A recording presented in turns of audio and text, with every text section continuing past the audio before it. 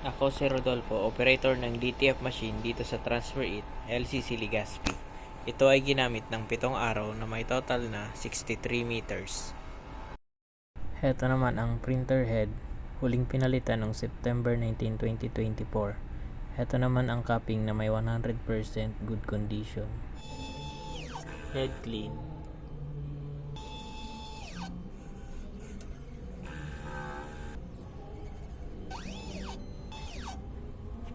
Punasan ng wiper pagkatapos mag-head clean.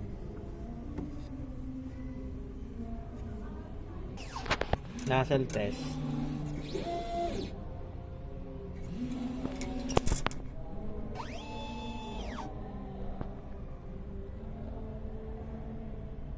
Ang ink system label namin ay tama lang. Ang damper ay pinalitan noong September 19, 2024. Ang waste tank ay nilinis nung isang araw. Ito ang ABR at dito nakalagay ang ground wire. Dito naman nakalagay ang stock ng unused ink. Dito naman nakalagay ang stock ng used ink. Ito naman ang consumable withdrawal record.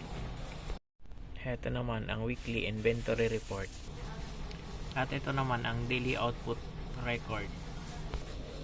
Ito naman ang daily checklist. Yun lang po, thank you.